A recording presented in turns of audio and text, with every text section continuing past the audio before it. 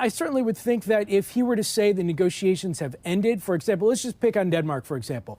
He said that he wants to, negotiate over Greenland. He wants to potentially put on tariffs on Denmark as a result of this Greenland dispute, if you will. If he puts out a tweet and says, on January 20th, I'm turning on these tariffs because negotiations have failed, I take that as a real risk/opportunity. But with everything President Trump says, you also have to keep in mind what is the process that he's going to use to implement his goals. When it comes to executive orders, most of it is symbolic in nature. There's a little bit more power there for immigration, trade, national security, energy, domestic production, if you will. But for anything that relies on Congress, like legislation or the DOGE committee or anything like that, you just go back to the time-honored tradition of Washington. It's just going to take a lot of time to put into place. And as a result, actionable news, you may have to wait until actually see what vote counts are and so forth. Does the DOGE, is that a thing really in Washington? Do people taking it seriously? No, I think certainly people are taking it seriously from the standpoint that Elon Musk has a bully pulpit and that Elon Musk can certainly drive changing of behavior in members of Congress.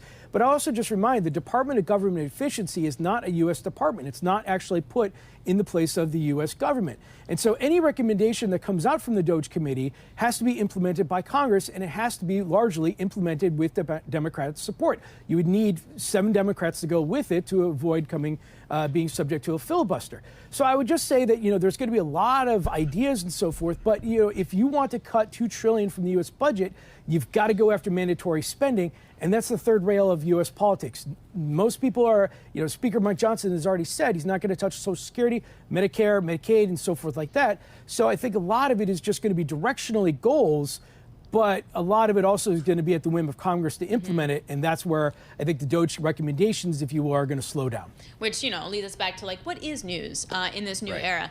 Is U.S. buying Greenland news? Legit? Is this something that could happen? How would that even work? Well, I go back to the tariff argument. When he spoke with John Micklethwaite, the editor-in-chief of Bloomberg News and Bloomberg Intelligence, he said tariff is his favorite word.